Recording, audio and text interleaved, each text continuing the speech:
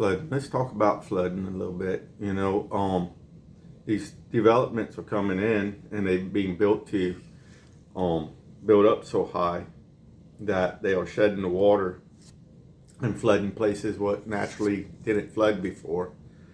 These older communities, there's one off Prospect Road down there, what got developed around, and every time we get a substantial amount of rain, they flood. There's flooding houses and everything there. We need to look at our storm management plan more.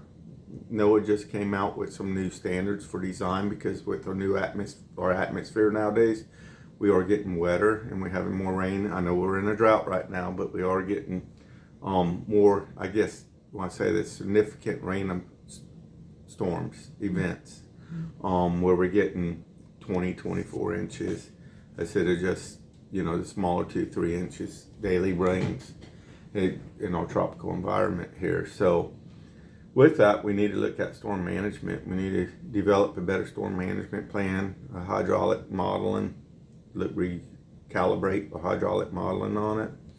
We need more drainage canals where the water runs off and we can control the storm drainage without flooding. It's a twofold on that because we want to try to hold our storm water. When we get rain, we need to hold it. It used to naturally hold on the flat floor of land, and that's how our aquifer used to recharge. But nowadays, with it running off and how they design a development, it runs off into storm drain on the streets and all around, and it runs to a retention pond. That retention pond's supposed to hold it, and it's supposed to recharge there, but it's not natural. So a lot of times you don't get percolation because it might be a clay liner in the bottom. Clay don't let the water percolate like it should. It's not like natural wetland what's designed with peat moss and everything where the water percolates back in and recharges our aquifer.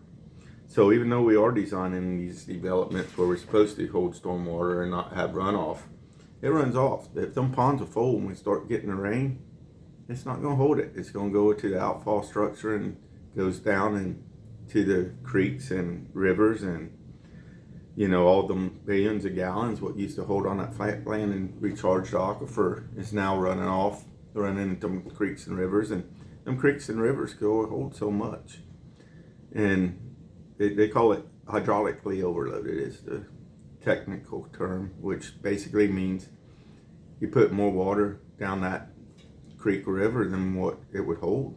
So it's going to come out of its banks. And what's going to happen? It's going to flood the lowest area. Two things about water. Water runs downhill and it goes to the point of least resistance.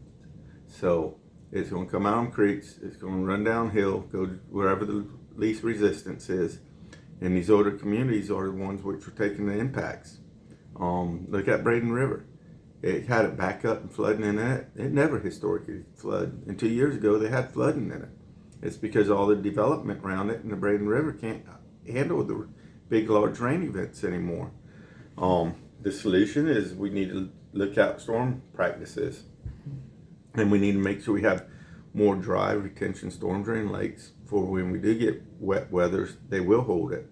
And hopefully we don't have a clay liner and what we could get percolate back in to recharge our aquifer we get.